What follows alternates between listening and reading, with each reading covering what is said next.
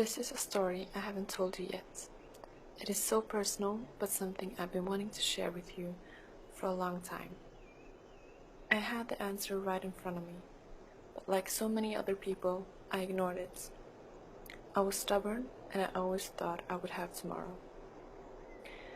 I was born and raised in a Christian cult. After several years of manipulation and brainwashing, we found our way out. Many souls lost hope, especially the hope in God.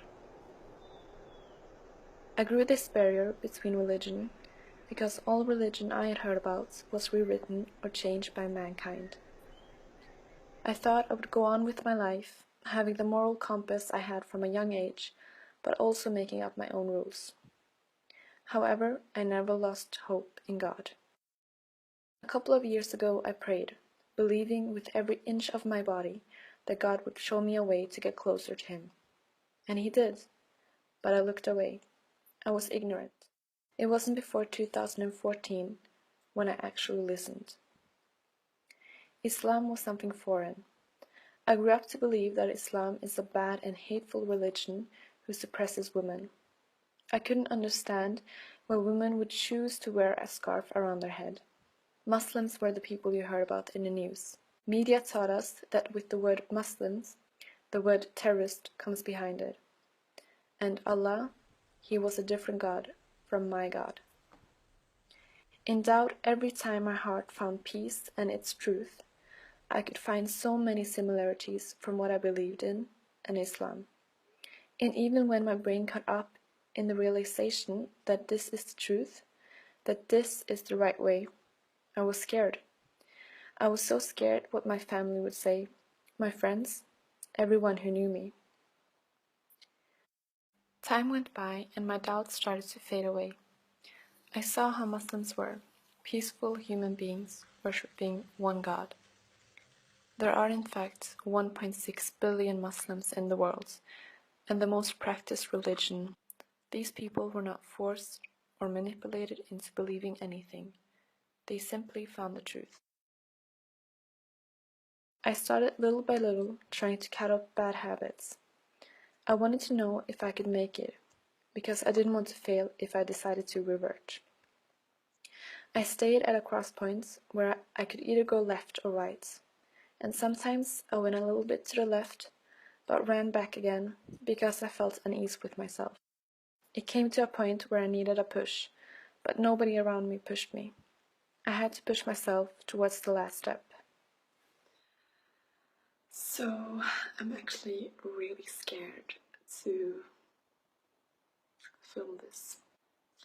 On September 16th, 2 years ago, I said my Shahada in a local cultural center.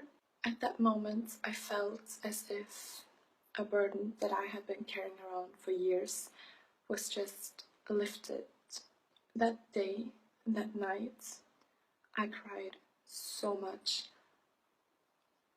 I actually cried for 2 days.